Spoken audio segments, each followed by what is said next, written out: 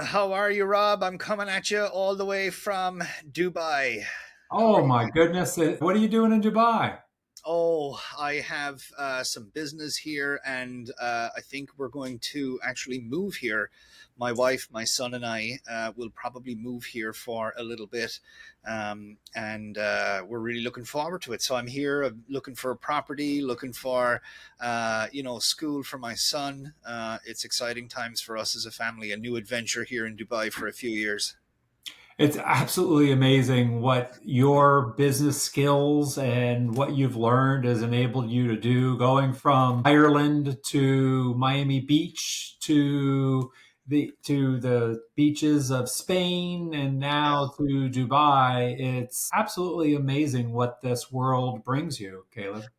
Before I met my wife, I spent 10 years traveling the world. I lived in a new country every year. And I thought when I met my wife and I got married and I settled down and had a kid, I thought that that's it. My traveling days are over. And that hasn't been how it has worked out. Life seems to continue to encourage me to keep the show on the road there. So we did a few years in Miami, we did a few years in Spain, and now we're going to do a few years in Dubai. So it's exciting Wow. times. That's awesome. Well, one of the things that I really am excited to chat with you about is in your book, Monetization.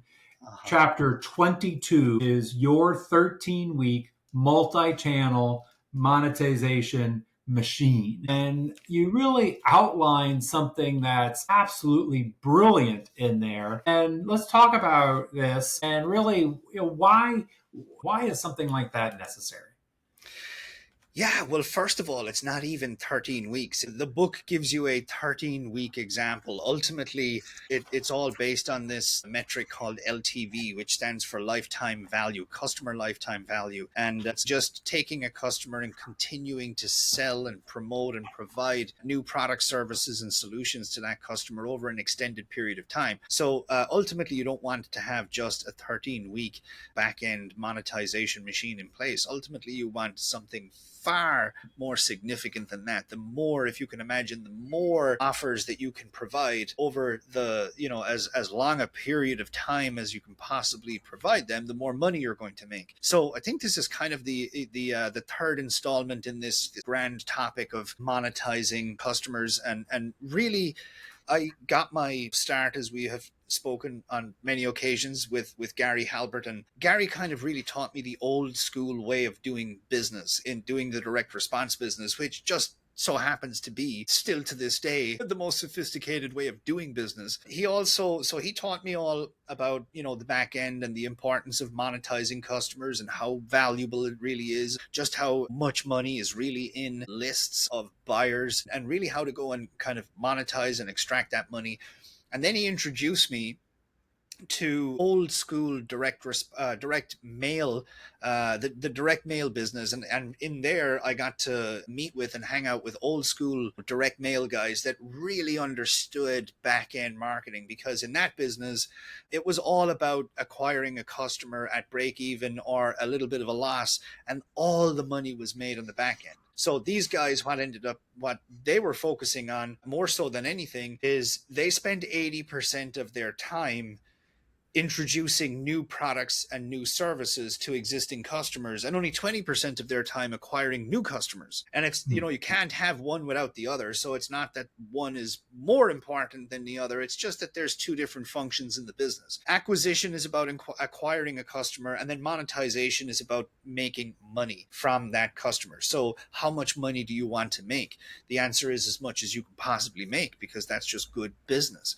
Well, the amount of money you make directly correlates to how many offers you make to your customers. So the more offers you make to your customers, the more money you make. Very simple conceptual thinking here. And yet 90% of internet business owners have no idea about this and have no comprehension of just how valuable these customer names are. They're worth gold, absolute gold. Anytime I hear someone, say to me, "Oh, I have like 20,000 customers, but I don't sell them anything on the back end." Wow, it's shocking to me to hear that. And I hear it so often because these customers are worth a fortune, an absolute fortune. So this 13-week backend monetization machine is really a snapshot of what a much larger backend monetization machine should really look like, because ideally you want a 6 month, a 12 month, an 18-month backend in place. Somebody I respect and admire tremendously, Dean Jackson, to me one of the enlightened people in the game of marketing and advertising, one of the real intelligent people. He has this 18-month life cycle of a customer, and there's data to back this up. So from the time that someone decides to buy to the time when they're done with buying, I just bought everything, I'm not buying anymore, it's an 18-month window. So, and during that period of time, they're buying from you, they're buying from me, they're buying from like 10, 20, 30 different types of businesses. They're just buying like crazy. They might stop for a little bit, but then they get going again. But it's an 18-month window. You pretty much have 18 months to sell like crazy and make the most amount of money from a buyer, so it's 18 months. So ideally you have an 18-month window of offers that you can sell to people. So this idea of just 13 weeks is it's just a snapshot. Most internet marketers are focused on their ads, and they're trying to come up with new ad creative and ad text and new visuals. And now with new AI generation opportunities, they're generating new ads on AI and posting up there and having the AI optimization within the platform, try to create a better ad, create a better landing page, create a better sales message, a better checkout process in order to speed up that front end, in order to try to get the ad costs down so that they can try to generate more new customers. And the fatal flaw of all that is the platform itself is rigged against you.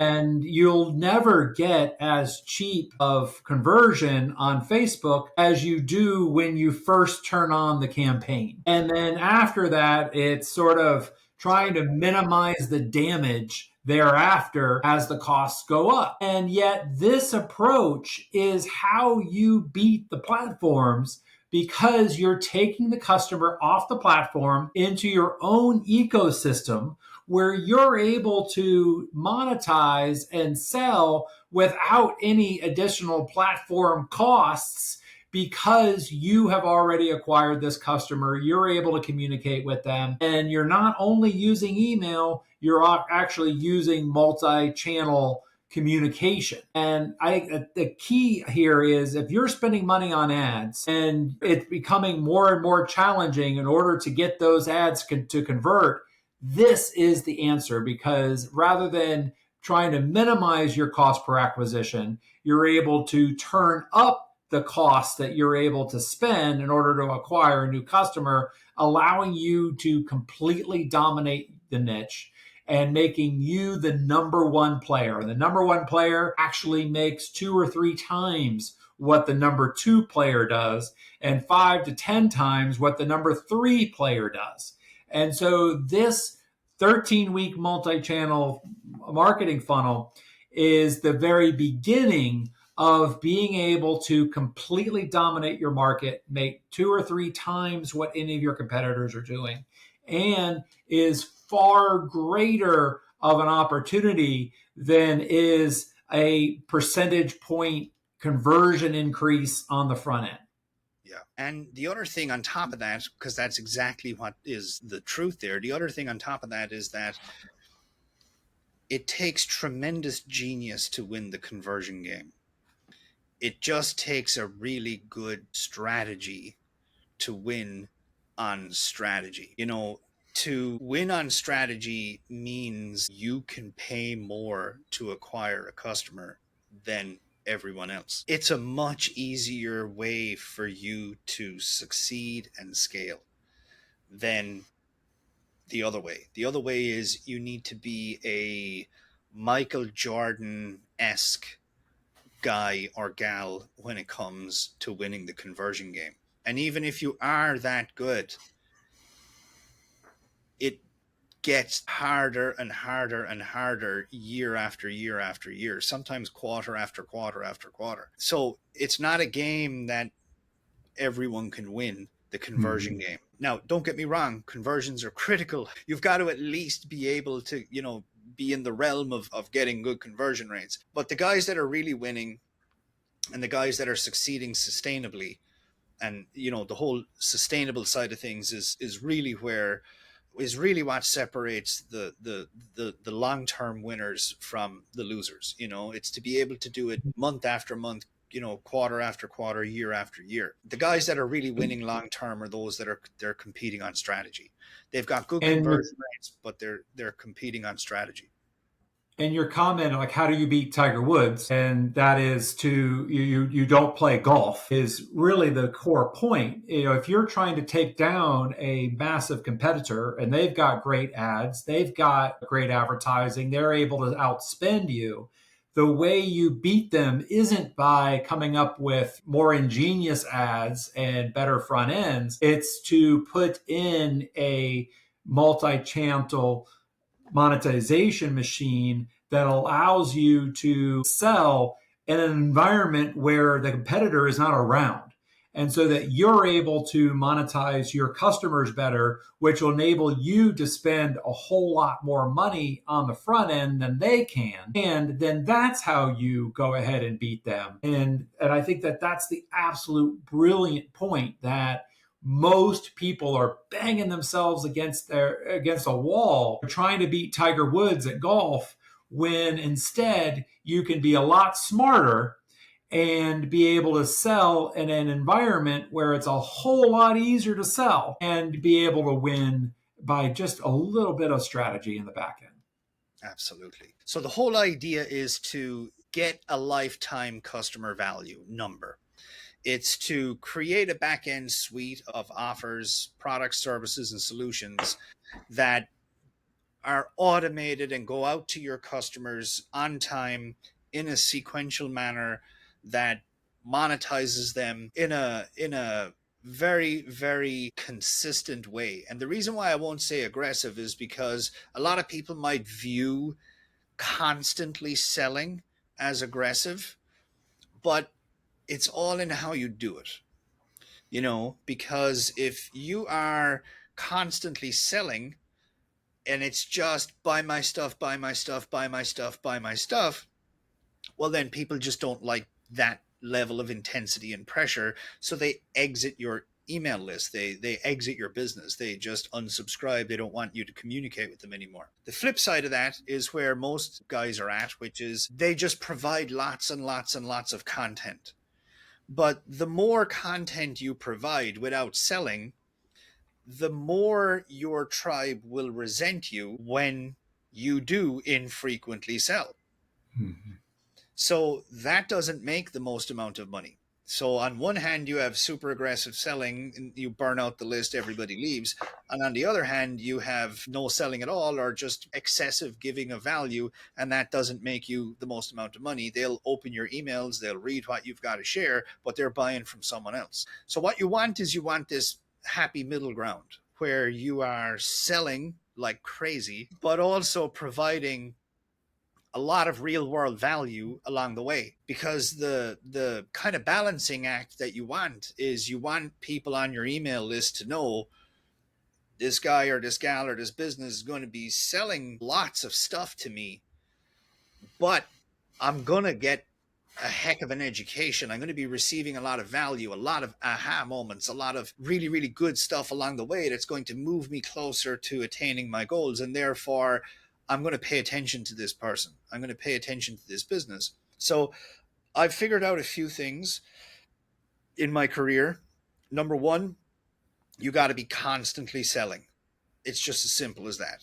If you want to make the most amount of money, and you should, otherwise you shouldn't be in business, you've got to be constantly selling. And yet at the same time, if you want to keep the most amount of people around and keep them watching your emails and reading your emails and consuming your emails and essentially paying attention to your business, you've also got to be constantly educating. So there's this balance of constant selling and constant educating that needs to go on. If you can strike that balance very powerfully, then that's the very best balance to have. You're constantly selling, constantly providing value. People are constantly paying attention and constantly buying. The other thing that I figured out is that there's few campaigns, really no campaigns, that perform better than deadline campaigns. A deadline campaign is a special offer for one reason or another that ends. It has a start, it has a middle, and it has an end, and it ends in a deadline. And if you don't order by that deadline, if you don't get in on this opportunity, this product, this service, this solution by this deadline, you're not going to get another opportunity. Deadline campaigns generate the most amount of sales. So I use deadline campaigns all the time. So this 13-week snapshot of this monetization strategy pretty much revolves around these three ideas. You're constantly selling, you're constantly providing value, and you're using deadline funnels an awful lot. In fact, all the time. So we use a seesaw strategy where we have a week where we are direct selling via a deadline campaign of some description. And then we have a week where we are indirectly selling and more so providing lots of value with the emails that we are sending out to people. So it's a week on, a week off. But even when we are directly selling to people, oftentimes we are doing it in a manner providing an awful lot of value. So on week one, what we do in our business is we try and get people, if we sell them something, regardless of what it is, we try and get them on the phone for what we call a welcome call, which we spent, I think, last time talking about. That's a very powerful value giving activity. Go watch last week's episode all about it. Amazing, transformative strategy, gives your customers massive amounts of value and sells like crazy. That one tactic and strategy alone can literally transform your business. That's on week one. Also on week one, what we do is we send a direct mail sales letter out to our customers, and it has a little welcome letter or a little welcome package of some description. And it doesn't matter what you are selling. This is just a really, really good idea. This was Gary Halbert 101. This was his style of selling. He would send you a welcome letter. He called it a stick letter. And that stick letter resold you on all the reasons why you just made the very best decision in buying this thing. And as a result, it gave you this positive experience. It made you feel good. It lowered refunds. It got rid of buyer's remorse, excuse me. And then along with that stick letter, there was clearly a pitch for another product. And these days, direct mail is kind of an event. I remember Gary Halbert telling me that when he was a kid, when the phone rang, the street shut down. The kids stopped playing. Everybody ran in. They gathered around the phone, and the phone call happened, and everyone fell silent. And it was this real experience because it was so unusual and so rare. And what I'm finding these days is direct mail is just like that. If you get a hard-hitting sales letter in your mailbox these days, it's an event. It's an experience. Like, oh my God, I've never received one of these. Is this really it in the flesh? And as a result, conversions go through the roof. What we do is we don't do stick letters anymore because there isn't such a need for stick letters. Because we use email marketing and things like that, we're able to directly communicate with customers. So what we do is a welcome package. A lot of the times I will send a hat, a mug, some sort of swag of some description, and a letter that just really positively welcomes people on board. And if you send a little package and it's lumpy mail, people open it, and then they get a letter, they get whatever you give them, and then there's the actual sales letter is in an envelope in that package. And Halbert's strategy was he would have like, don't open until you read the letter or something like that. So it was this huge curiosity element. So that's on week one. On week one, you have a welcome call, which high value, gives them an incredible amount of value and sells like crazy. They also get a direct mail sales letter gift. So again, you're giving them value. It's a very positive experience. You're giving them a hat, you're giving them a journal, you're giving them a mug, you're giving them something cool, and they're getting value from it. It could just be a report. It could be a resource. It could just some sort of tangible, cool, awesome thing as a welcome on board gift. And then there's a sales letter. So that's essentially two sales pitches that they get on week one. Hmm. And they don't feel like sales pitches. They feel like, oh my God, this is a company that is incredible. These guys really care about me, and they're giving me stuff, and they're giving me tangible gifts, and they're helping me succeed. Very, very powerful way of giving value, building trust, building a bond with a customer while selling like Hmm. crazy. And we talked a couple of weeks ago about choreographing these upsells and how the one sale leads to the next when you have really thought through the customer journey. And we discussed about going to a doctor for your diabetes, how that doctor didn't tell you everything that you need to do as part of your treatment, but only suggested this one thing for maybe your foot circulation, but didn't talk to you about what to do about blindness or what to do about your energy levels. You would really feel like they were robbing you of something, like they hadn't fully come clean. And Yeah. so when somebody is coming to you to help them achieve something in their life or to solve an important problem, giving them the full picture of, even though you may have brought them in on a conversion on the front end about one little detail, now you're able to offer them more complete, more thorough solutions that go well with the original thing that they purchased. So now this welcome kit shows up and it confirms everything about what they purchased and that you're a great company and that you're looking to help them solve their problem. And in doing so, you're actually offering them a more complete solution in order to help them accelerate their implementation and shorten the time between now and when they actually get to experience the results. And so it's really more out of giving and helping them achieve this breakthrough or solve this problem that the upsells come. And this is really one of the core fundamental problems of these welcome packets is that it's really sort of a feel good thing. And that when you only measure it on retention, often what gets lost is the lifetime value opportunity. And what I find is if you go ahead and drop a upsell package in there, that has a significant purchase price to it, you'll more than pay for Yeah. all your welcome kits just from the incremental sales of the upsell. Not to mention then what happens in the coming weeks when you package what's in this upsell together with a deadline funnel and some additional bonuses. So that thing that they see in that welcome kit, maybe they buy it, maybe they don't. But then in subsequent weeks, the non-buyers see the rest of the funnel and you're arousing interest. You're creating curiosity so that now when you roll out in week 3 or week 5 with a promotion, they remember that in the welcome kit and I go, oh, this is my chance. I waited around just long enough and they're dropping the price and they're adding this bonus and this is it. And so that welcome kit also creates demand for the other elements that are coming with it. And that's the beauty of this machine is that all the pieces work together in order to increase the lifetime value of the customer to you and accelerate the results for the customer. Yeah, and I don't know if we're getting off on a tangent here, but I'll tell you the real secret to back end stuff is scarcity, urgency, and exclusivity.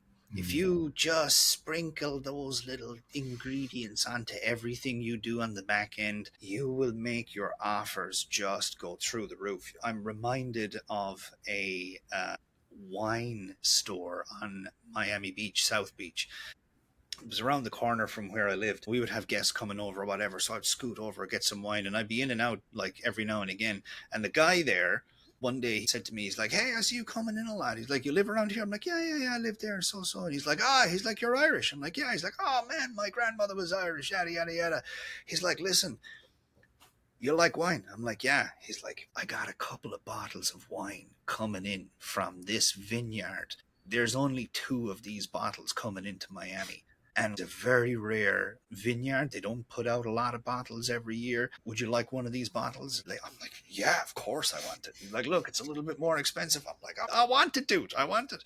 I nearly turned into a full-time alcoholic with this guy. This guy was, every time I came in, this guy had a new vineyard. It only produces a tiny quantity of bottles of wine.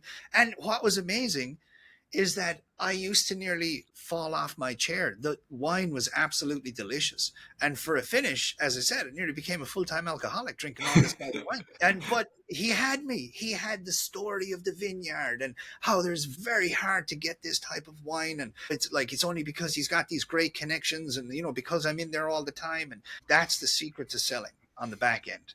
It's having a killer offer, scarcity, urgency, exclusivity, like making the person feel like, listen, because I like you, because you come around here often, I want to do you a solid. Let me tell you about something incredible. If you can mix those types of elements into your back end offers, if you can add that to your welcome call, if you can add that to your direct mail promotions, my goodness, your sales go through the roof. And that's something that absolutely never works on the front end. You Yeah.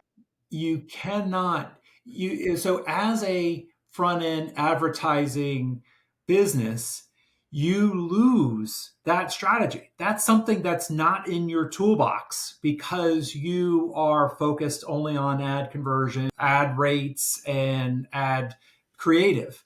And by being more focused on the back end experience of the customer, now you have these tools that were otherwise inaccessible to you, and that you can now have a far greater relationship with your customers that than was ever possible or that you could ever conceive of otherwise. And your customers, just like me with the wine, they love spending money on rare, exclusive things that are scarce. Thankfully, we moved away from that location and I got out from the magic that this guy had going on there with all the bottles of wine. Mhm. But I used to love going to the store. Mhm. I love the idea that I was able to get the wine that like not everybody else was able to get. These are explosive tools, and they're, as you said, it's not easy to implement this stuff on the front end when you're going out to the masses. But when you've got someone in the door and they're yours and they're private, and you're communicating with them in a private, one-to-one style manner on the telephone via direct mail package, you can really create this kind of aura around what it is that you're selling, and your sales can go through the roof.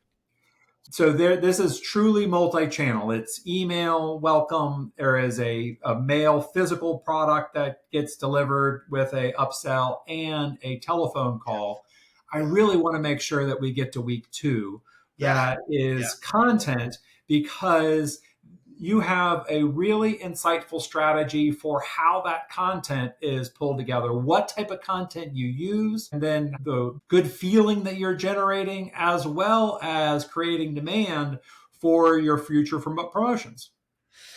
So the second week then, as Rob just mentioned, is really about providing value. It's really about like letting your customer know that, hey, listen, I've got a tremendous education to give you, and therefore I'm really worth paying attention to. And the way that we kind of soft sell, so you can send one email a day, you can send 3 or 4 emails a week. I always recommend that you never send less than 3 emails a week. Out of sight, out of mind is a huge problem for a lot of marketers. If you can email every day, if you have the value to do that, you really should. But it's about providing content. The overall strategy is provide content in a number of ways. You can provide like a tip, a tactic, a secret, a strategy in the email itself. You can direct people to an article on a web page. You can direct people to a video on a YouTube channel. Whatever way you want to deliver that content is just fine. And email is the way to get that content into people's hands. And then we use Dean Jackson's strategy. It's called a superscript. So you sign off, regards, Caleb, PS, you rock, whatever. And then underneath that, Dean has this great strategy called a superscript. And it's where you have 3 to 5 bullet points of what it is that you offer people. with a link to those particular sales messages. So the way Dean does it is, so after the PS or whatever, he's got a kind of a line going across the screen, and then underneath that he has a little headline, and the headline says something to the effect of, here's 5 more ways I can help you when you're ready. And then it's dot dot dot, and then it's bullet. If you're struggling to like find the very best diet to help you lose weight, click here. If you're looking for, and then the next bullet would be, if you were looking for the very best weight loss supplement that will help curb your appetite, click here. And he would just have these kind of bulleted lists of 3 to 5 products with a little one-liner kind of bullet that pushes people to go and check out whatever that offer is. And that's the strategy. Provide content, soft pitch at the end. Very simple way of going about it. In terms of the type of content that you can and should send to people, anytime you can give somebody something tangible, it's really great. If you can give them a tip, if you can give them a resource, if you can give them something that they can actually take action on and do something with, that's very powerful. I have a buddy that spent his entire email marketing approach teaching people how to avoid mistakes, and it's a very powerful way of serving people, because it's actually psychologically brilliant. If you're teaching people how to avoid mistakes, how to avoid getting into trouble, how to avoid common problems, how to avoid things that can go wrong in terms of you wanting to accomplish something. Like if you're teaching someone how to buy a home, if you're teaching someone how to be a parent, if you're teaching someone how to get clients, identifying all of the mistakes that can be made, identifying all of the ways that you can get ripped off or scammed or something like that, creating content around these types of things is very powerful, because number one, it conveys great value. Number two, it creates dependency. So if you are somebody who keeps me out of trouble, and it's clear that there's a lot of trouble that I can get into, I now need you. You know what I mean? If I gotta walk through a jungle in the nighttime and there's a lot of things that can go wrong and I can get eaten alive, and you're telling me all the ways that I can like avoid getting eaten alive, you're someone I really need along with me. You're now a necessity. Now I need to have you around because you're the one that's keeping me out of the trouble. So it creates dependency. It also creates trust. It also makes you the expert that has the knowledge. So it's not just that you're someone that has the knowledge and you're giving great value. It's someone that I can trust because you're keeping me out of trouble. Who keeps you out of trouble? Your friend, your buddy, someone who cares about you. So this bond gets created between you two. And these are just 3 examples of how this type of content really glues people to you and keeps them opening your emails, keeps them connected to you, and keeps them viewing you as a trusted resource so that they want to be on your email list. And there's all these various different types of kind of categories of content delivery that make people really bond to you, make people really connect with you, and make people really trust you. And the more bonding, the more connecting, the more trust you have, the more people will ultimately buy from you because they feel safe in doing so. So week 1, welcome call, direct mail promotion. Week 2, 3 to 7 content emails delivering immense value in a variety of different ways that all end with a superscript soft pitch at the very end of your emails. That's week 2, and then we move on into week 3. Do you want to comment on any of that, Well, Rob? one of the things that I think is also very valuable in week 2 that I found to be tremendously successful is if you're, for instance, if I'm selling a stock course and they joined for my stock course, and then in week 3 or 5, I'm going to offer Caleb's options buying course. One of the things I would do in week 2 is educate stock buyers about the tremendous opportunities that are in options. And then one piece that would be one piece of content. And then, what are the benefits of leverage and what are the benefits of return and what are maybe some things you didn't think about, the risk, maybe even how options can be less risk than stocks if used properly. And then I might introduce Caleb as part of an interview where maybe I'm interviewing Caleb and asking, 10 questions with options expert Caleb O Dowd. And there is an interview with me and Caleb where we're going through some of these. Well, what about the risk? Well, what about, isn't it complicated and hard? And I would introduce and ask him some questions. And then perhaps then I'm introducing a piece of content where it positions Caleb as an expert. And he is talking about how to find options or how to get options clearance on your account. And so by doing this in week 2, you're actually growing your customer. And they came for stocks, and maybe they weren't ready for an options pitch, or they would have bought from Caleb on the front end from some other offer somewhere else. But now I'm able to actually invest in these customers some communication that makes them more valuable to themselves and to me. I did this with a subscription box that was all about meal planning. They would send you a box of food and you would have all the preparation. And so week 2 content was, it was a corporate brand, but the corporate brand introduced their chefs that were behind the food. And the chefs were providing content on the ingredients and how to find fresh ingredients versus non-fresh ingredients. And so it was a way of introducing the people. I call them the cast of characters. And so on this week 2 content, what I'm trying to think about is, all right, who do I need to get that person to attach to? I think of it as when a duck is hatched, the first thing it sees is its mother. And so you see a lot of perverse things where a little duckling is following a dog behind because the dog was sniffing in the eggs, and then the duckling hatched and it saw the dog. And so now the duckling thinks the dog is the mother. And so what does my customer need to see so that they pattern off of them and they will follow them along like a duckling? And so introducing them to the chefs, introducing them to the people who are shopping on their behalf and creating the menus and creating the nutrition plans, and why this nutrition plan that went into this meal that's inside this box is so far superior and choreographed to just buying goods at the market. And that this then sets up the next week's upsell, which is more boxes of more meals. And understanding that this content sets up the next level of the sale is absolutely critical. It's not simply content. It is content that helps educate the customer, that makes them a better buyer for the next offer that you're presenting, so that they're a lot smarter and they can better appreciate the value that you are offering with your next sales message. I love that story. That's absolutely brilliant. Oh.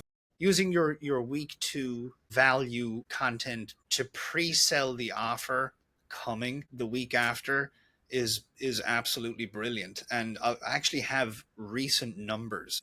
One of the clients that I work with, he has, I think, about 1900 brand new customers from a launch that he did.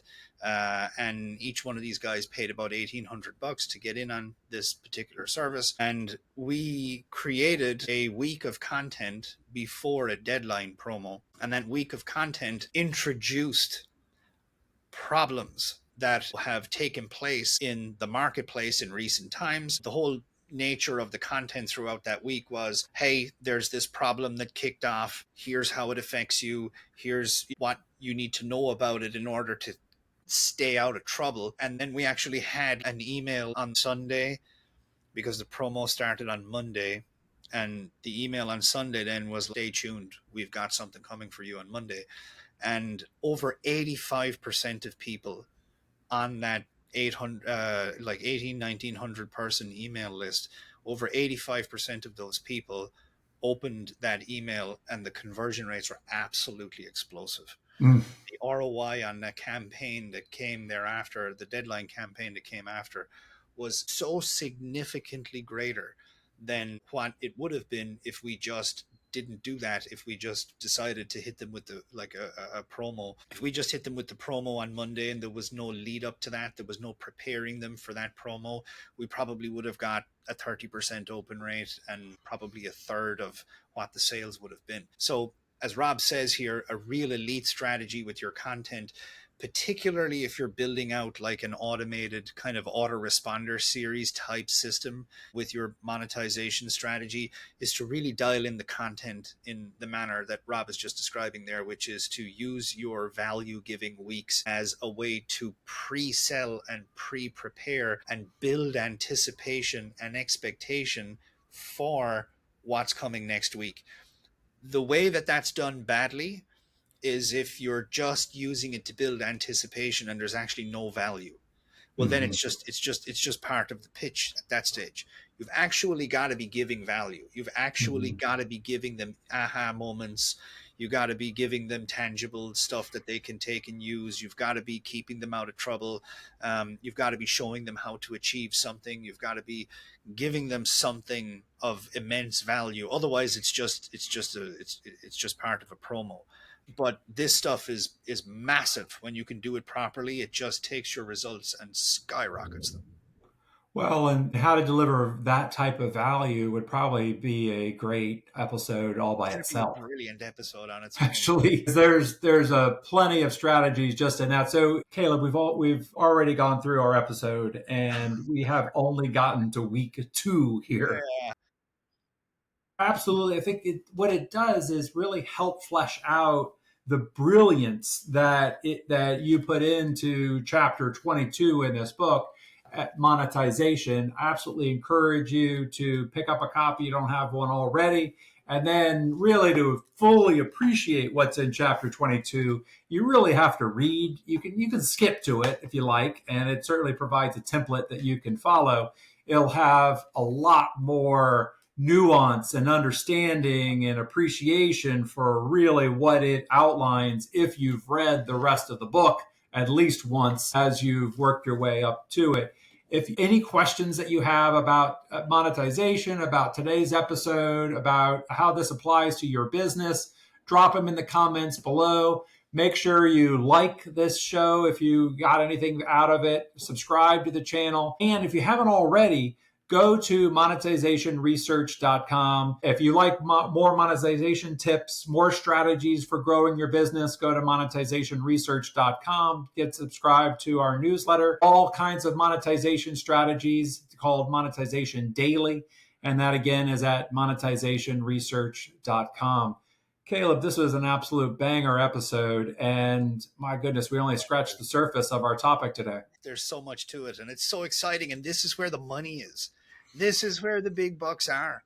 And any business owner that's like struggling, trying to make cold traffic convert and really trying to make more money from their business, these are the things that move the needle. These are not small improvements. These are massive impact tactics.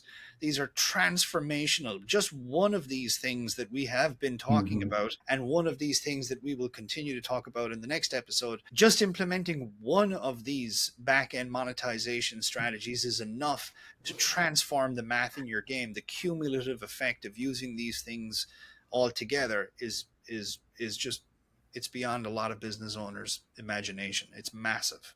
Well, and I know that you've had a lot of clients come to you about their funnel conversion and working through their cart and implementing all the strategies that you've developed in order to improve their cart conversion. And my goodness, improving cart conversion by 10, 20, 30, 50% has a massive impact on sales and revenue.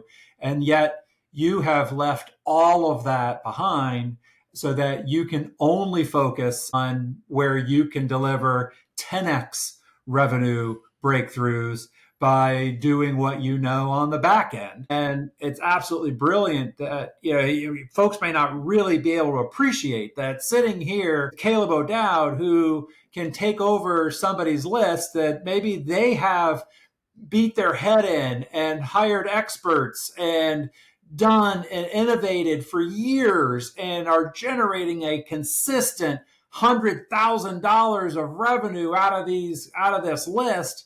And Caleb can take it over and generate $7, $8 million out of the same names by implementing the strategies that we're talking about here.